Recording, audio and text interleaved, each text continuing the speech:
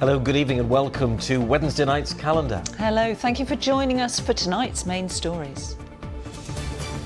Shown brandishing knives, including the one he took into school on that fateful day in February. The boy who stabbed fellow pupil Harvey Wilgoose is identified for the first time on the day he's jailed for life for Harvey's murder. There's no winners here. Our Harvey's not here anymore and this lad's not going to have a great life. We'll have all the details from what happened in court. Also on the programme this evening. In her son's names. We are going to deliver this. We're going to deliver this. Please. A landmark victory for Claire Throssell as she wins her decade-long fight to change the law and keep a promise. As I held him in my arms as he died, I promised him that no other child should have to die at the hands of a parent. Nobody. Come on, let's grab a seat. You're being ignorant, buddy. You're being ignorant. You are being ignorant. Look at him, break your fist. Also tonight, ITV News reveals the rising levels of abuse being faced by train staff on our region's railways. And all the leaves are brown and red and gold. Why are we seeing some stunning autumnal displays this year?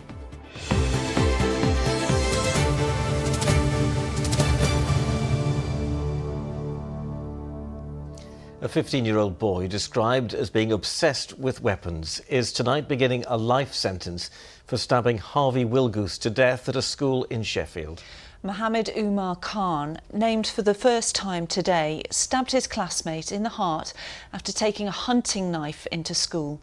The court heard that the attack sent other pupils fleeing in fear and panic, some even hiding in cupboards in terror. Well, Khan insisted he was acting in self-defence, but earlier this year a trial jury dismissed that, finding him guilty of murder.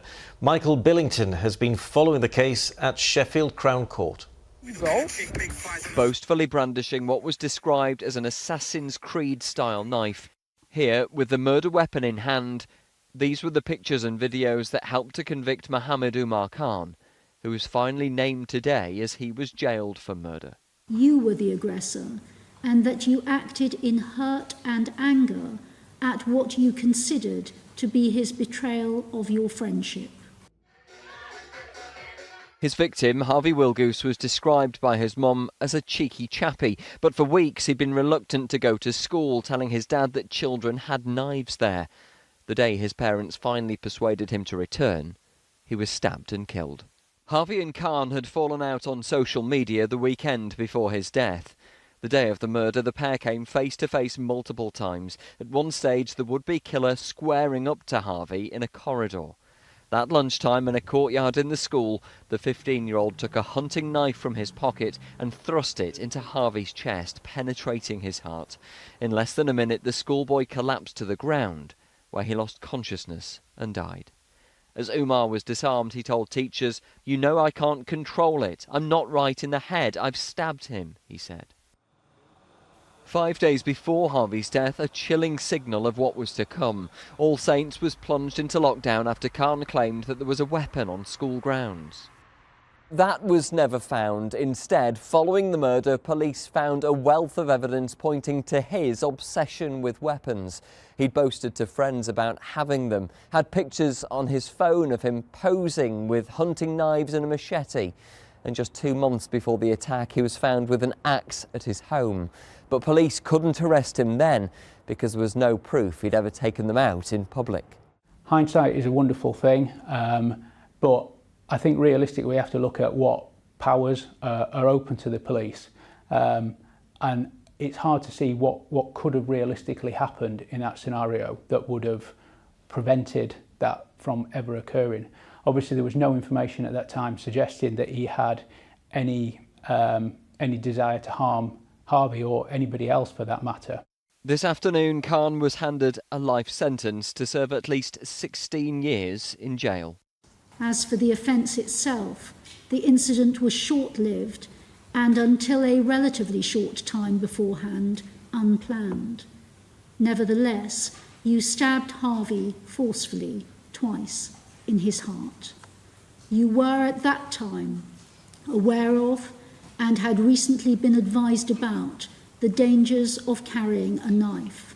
I am satisfied that you understood them. Following the hearing, Harvey's mother, Caroline, said their loss has devastated their family. We lost my dad last week, which is, I put it down to this, the trauma of it all. We're just devastated. As I keep saying, I want to go into schools and educate children of the pure devastation of what knife crime brings. There's no winners here. Our Harvey's not here anymore, and this lad's not going to have a great life. And he's been let down. They've both been let down. We need answers now. After the brutal fashion in which Harvey was murdered, his mother says her family's lives were also taken on the day this schoolboy with a knife chose to take her son's. And we can cross to Michael now outside Sheffield Crown Court. Now, the court heard some more heartbreaking testimony from Harvey's family today. That's right, Laura. Reading her victim impact statement to the court, Harvey's sister, Sophie Wilgoose, described his murder as not just a crime against my brother, it was a crime against all of us who loved him. She told the court that the family are haunted daily by the CCTV footage of the killing because Khan refused to take any responsibility for what he'd done. Now, throughout all of this, Umar stared straight ahead or sometimes glanced up at the public gallery from where his family and his victim's family watched today's hearing. And Michael, this brings to a close what has no doubt been a harrowing court process for Harvey's family. But it doesn't end there, does it? No, there are now understandably serious questions about how Khan was able to get into school with a deadly weapon and murder Harvey in front of so many pupils and teachers. A child safeguarding review has now started to try and work out whether any of this was preventable. The Sheffield MP Louise Haigh today saying that we cannot allow its findings to be ignored as so many have been before. Meanwhile, the school trust, which runs All Saints Catholic High School, said today since the conclusion of the trial, the school and the trust have been able to fully engage with a number of ongoing investigations aimed at answering key questions about Harvey's tragic death. Michael Billington, thank you very much, reporting live from Sheffield Crown Court. Yes, a tragic story. And of course, as you'd expect, there's of course more comprehensive coverage on our website at itv.com/calendar, where you'll be able to read more on what happened at the school on that fateful day in February, what we now know about the killer, and much more about Harvey's family's efforts to try to tackle knife crime in our schools. To our next story now, and ever since her two sons were killed by their abusive father 11 years ago, Claire Throssell from South Yorkshire has fought to make sure that no other child faces the same threat.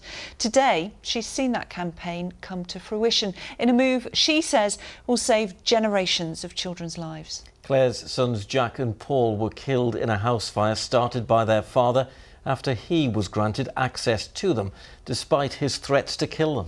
With Claire watching on at Westminster, the government announced that it will repeal a law which presumes contact with both parents is usually in a child's best interests. Our political correspondent Fred Dimbleby reports. I want to remember them not as a lady in my arms. I want to remember them that last day as they turned around and said to me, "Love you to infinity and beyond." For more than a decade, Claire Throssell has fought for a change in the law. But 11 years after she lost her two sons, We are going to deliver this. We're going to deliver this. Please. She has at last won her long battle. And Jack fought for 5 days. And then he couldn't fight anymore. And as I held him in my arms as he died, I promised him that no other child should have to die at the hands of a parent. No child should have to be betrayed and let down and hurt and humiliated and destroyed by a parent.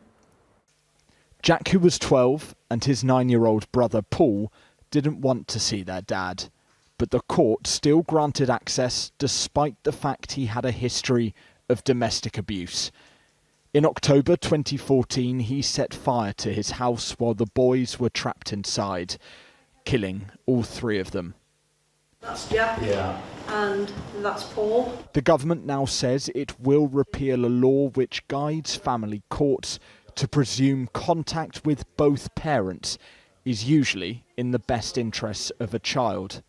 Just feel a day where there is real change, and knowing that this law being changed will save generations of children's lives to come. That is a legacy to Jack and Paul, and it's a testimony to a government that's listening. The government has not said yet when the law will change, but today the Prime Minister praised Claire's campaigning in Parliament. Claire's bravery and her campaign is humbling.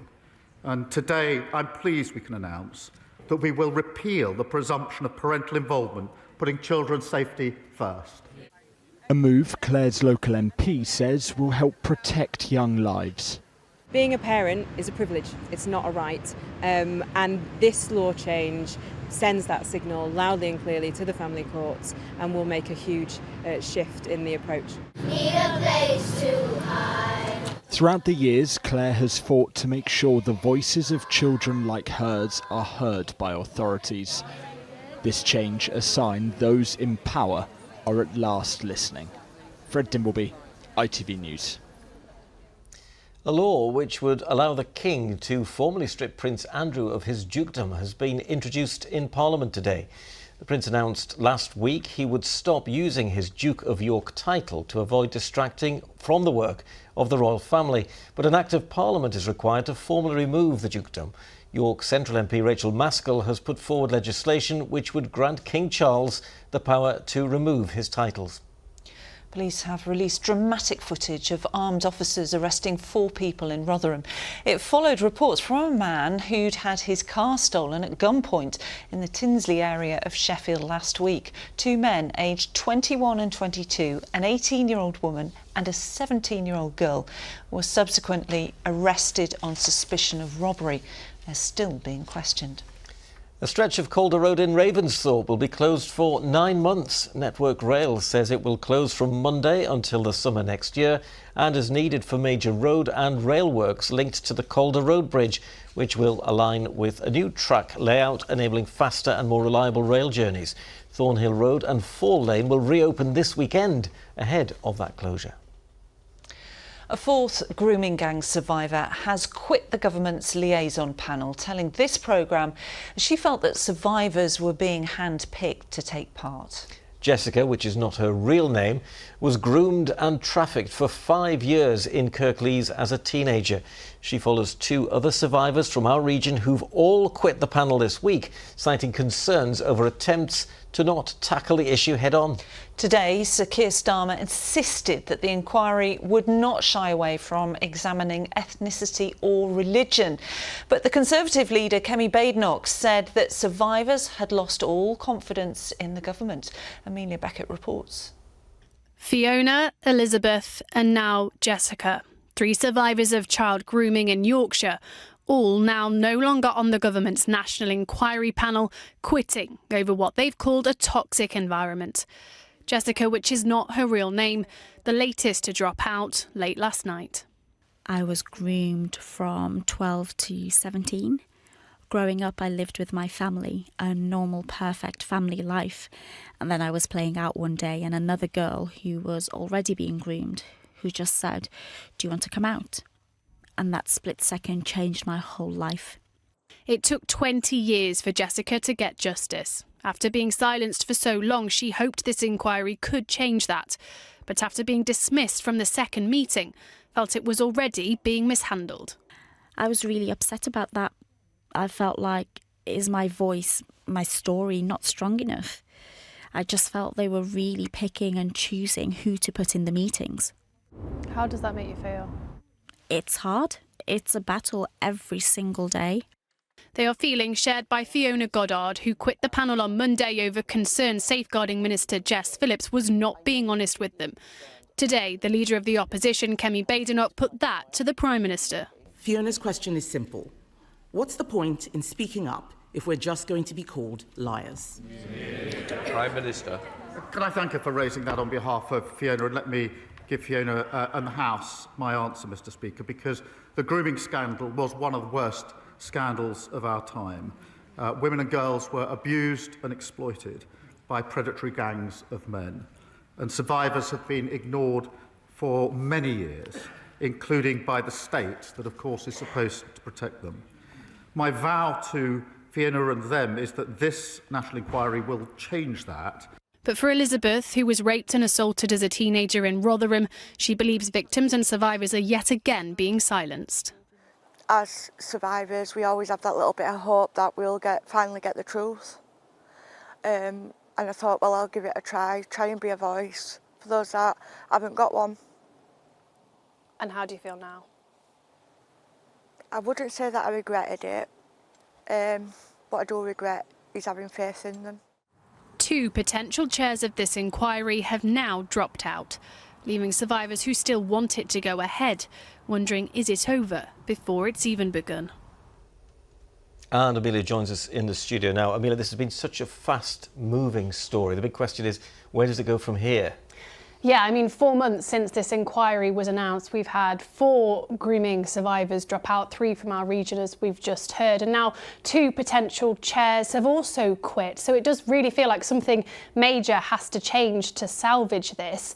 Saying that, there are, of course, still victims and survivors on that panel who still do believe in this process. I heard from one of them today, Carly, who told me, I believe the most effective way to drive meaningful changes from within. I remain hopeful that the government has taken seriously the concerns raised by fellow survivors who have quit, and that these voices will lead to constructive improvements. Now, Sir Keir Starmer did promise that today, but with such division so early on in this process, it does feel, like I say, that something drastic has to change to make sure that there is full and final accountability for these victims and survivors who've waited for this for so long. Yes, I know you've been watching that story very closely for us. Thanks very much, Amelia. Amelia Beckett reporting. You're watching Calendar, and still to come before 6:30. We're in Leeds finding out why the city is getting all lit up. And with a little bit more sunshine today, the autumn colour really continues to pop. Going to have to hang on those leaves tomorrow though, a very wet and windy day ahead. The facts, the forecast and your photos a little later on. Thanks, Kerry. Well, before that, let's talk about the escalating levels of violence being experienced by train staff in our region, as figures obtained by ITV News reveal the true scale of the problem. 9 in 10 frontline rail staff say that they've experienced workplace abuse, and body cam footage shared with us shows guards on an LNER train in Yorkshire being sworn and shouted at. Chloe Oliver has been investigating for us. Nobody. Come on, let's grab a seat. You're being ignorant, brother. You're being ignorant. You are being ignorant. Look at it, break your face. I swear to God. You're lucky. Yes, you're going to lose your job. Rail staff are all too used to incidents of abuse like this on an LNER train in Yorkshire. Train guard Ben Gray was assaulted when a passenger travelling without a ticket threw a plastic bottle of drink at his face with such force he stumbled backwards. I've activated my camera and then he's out the door screaming abuse at me, various swear words, various threats. Subsequently, it was discovered when the police turned up, he came back to the station, he was arrested, he had a knife on him in a sheath. His body-worn camera footage was submitted to court and the man involved was linked to a number of incidents abusing train staff. He was jailed for 16 months. At that moment, you feel really alone. You know, I've got a train carriage of maybe 30 people, and I totally agree with them not getting involved, but there's nobody there with you. And in that moment when you've got the camera on, at least you feel that somebody else is going to see what you're seeing through your eyes as it happened. I've been assaulted at work more than once. I know colleagues who have had abuse or been assaulted at work. Railway workers like Ben can activate their body-worn cameras during an incident, and the aim is to prevent assaults and antisocial behaviour, or it can be used as evidence in court. So I think when people are abusive towards our staff, if they can see that somebody is actually recording them, it just makes them think twice. Freedom of information requests submitted by ITV News found there's been over 1,000 incidents of violence against railway workers in 2022, compared to nearly 1,200 in 2024 in Yorkshire and the Humber, with thousands of incidents going unreported or recorded without a known location. The British Transport Police declined our offer of an interview, but instead put us in touch with the Rail Delivery Group, which has a range of initiatives to protect staff. All the train operators have been proactive in delivering conflict management training to their staff. This includes certain techniques to deal with situations, preventing escalation, the way that you might approach an individual who might be a little bit irate, tempers a bit frayed sometimes, and just giving people the tools and techniques to approach members of the public so that we can de-escalate and prevent further cases of abuse. The Rail Safety and Standards Board found 94% of frontline staff have experienced workplace abuse. In some cases, staff were sworn and spat at, punched and even stabbed, prompting calls for all staff to wear body-worn cameras to help everyone arrive at their destination safely. Chloe Oliver, ITV News. Well, some football for you now, and Sheffield United have moved out of the Championship relegation zone after picking up their second win in 4 days last night. Despite falling behind at Blackburn, the Blades equalised 10 minutes after half-time through an own goal.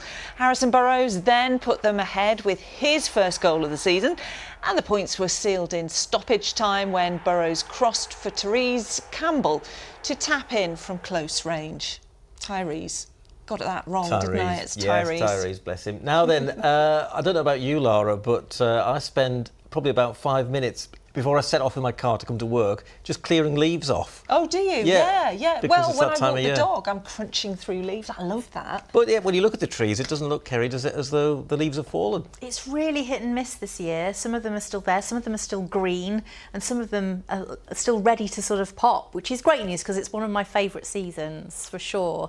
Even when it's leaden skies, Gibson Mill looking absolutely beautiful at Hebden Bridge. A big thank you to Zoe for sharing this today. But also this morning we had a bit more sunshine, and of course those golden leaves look absolutely beautiful when we get a little bit of sunshine, and we're hoping for a little bit more as we head towards the weekend. The forecasters get a little bit complicated between now and then, of course. So the season has been a little bit late this year, it's true, but for those of you that love to see the colours turn, the season is back on track.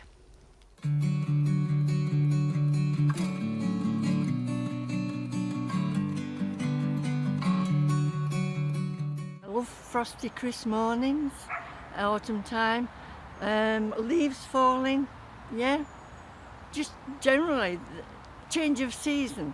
A glorious time because the colours and the trees and so on as the leaves die off are wonderful to see. But it's the cold, it's expecting of the cold, and that's foreboding for someone with Parkinson's. It means another chapter. Beautiful. Spring, summer, autumns, different colours, leaves are falling. It's just nice. The days may be getting shorter and the temperature's beginning to fall, but all around us our trees are putting in one of nature's most spectacular displays. After a bit of a false start caused by extended dry and hot weather, autumn is back on track. But have you ever wondered why some years are more vibrant than others? During spring and summer, leaves are full of a green pigment called chlorophyll. It's what helps trees turn sunlight into food. But after the autumn equinox, the trees sense the reduction in daylight and begin to shut down for winter. As the chlorophyll fades, the other pigments that are always there, the yellows, oranges, reds and purples, finally get their moment to shine. And it's all down to the weather. Sunny autumn days help to speed up the breakdown of chlorophyll, whereas colder nights help to intensify those deep reds and purples. But too much frost, too much drought or strong winds can allow the leaves to fall even before the colours have really started to appear. But it's not just the colours that stand out this year. There's been a bumper crop of seeds, nuts and berries, known as a mast year. A mast year is when trees, all in synchrony across the UK, produce a larger than average crop of fruits. And the reason why trees do this is so that the seeds have a good chance of surviving to produce offspring for the tree. A really hot sunny spring can help to trigger a mast year, although there's still, you know, some mystery around how exactly trees synchronise and produce these mass shears. So are these scenes another symptom of our unusually hot and dry weather? A golden and fruitful autumn? It's nature's way of putting on one final burst of colour before the season turns. But make the most of it while it lasts, as it only takes a spell of windy weather and this delight will disappear for another year. We have to make the most of this season. I love autumn. Absolutely, and it's amazing. Well, nature's brilliant, but it's amazing how important weather is in terms of that colour and when the colour arrives and for how long it stays. Ooh, we're talking about the leaves falling. It'll be blowing around all over the place by the time we reach tomorrow. This was the coastline today, absolutely beautiful, like mid-teens, very calm waters. A big thank you to Sue for this shot in Flamber and to Carly for this shot in Filey. It will be an absolute change, a turn tomorrow. We're expecting some very wet and windy conditions. The low pressure system, I mentioned it yesterday. It's been named by Météo France. The French Meteorological Society is Storm Benjamin, not for us and our storm names, but it is going to bring an area of rain, heavy rain, persistent rain and strong winds. So some really nasty conditions. So do stay tuned to the forecast because, yeah, you might want a duvet day tomorrow. Right, thank you. Well, with autumn well underway, the nights are quickly drawing in, aren't they? And it's that time of year when landmarks and buildings in Leeds are turned into works of art by the magic of lasers and lights. Yes, Leeds Light Night is back and is brightening up the dark, damp evenings with some dazzling displays across the city centre. This is what it looks like from up above. The idea is to make people rushing around stop and reflect on things that matter to them. It could be a special place or maybe a special person. And here's a live shot of Wellington Place next to the railway station where tonight and tomorrow artwork telling the love story of two people whose eyes meet on the platform is projected onto the front of the Queen's Hotel, helping celebrate 200 years of the modern passenger railway. So there you are. What do you think of that? I think that's brilliant. Yeah. Brilliant. Excellent. Well, let's have the weather now. Here's Kerry. Today's forecast: seafood and sugar cube towns. TUI sponsors ITV Yorkshire Weather.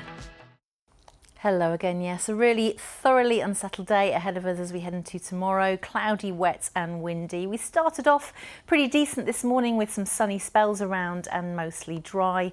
But as we head through the early hours of tomorrow morning, rain develops, becoming heavy and persistent with some localised flooding expected. Gale force winds, quite widely 45 to 55 miles an hour, but out towards the coast could even be higher than that. So exacerbating the very unsettled conditions expected for much of Thursday. Today we had that lovely start, plenty of sunshine, especially in the east, a few showers and a bit more cloud out to the west, but it's this area of low pressure to the southwest that has already begun to bubble up, and it's coming towards us by the time we reach the second half of the night. So certainly after midnight, cloudy skies, outbreaks of rain, heavy and persistent for much of the night, particularly for parts of South and East Yorkshire, maybe a little more patchy for the north and west, but still with some heavy bursts here. And for everyone, the winds whipping up, really becoming strong to gale force, especially out towards the coast by the time we reach tomorrow morning. So I don't think many of us will be searching for the sunrise first thing.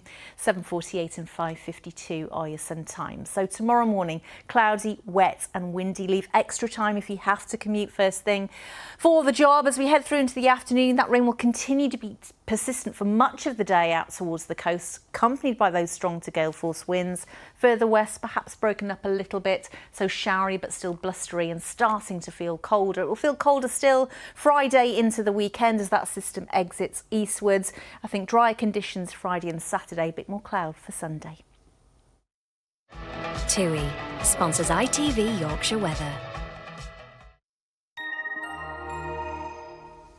There you go. Bit of a question mark about the position of that low developing tonight, but yeah, steady as you go tomorrow. You told me earlier that it was grotty. Grotty, yeah, grotty weather. Well, you know what she also said? What? We can have a duvet day tomorrow. That's it. Yeah, the boss will love that. Oops. Well, he's not coming, is he? Hope so. I mean,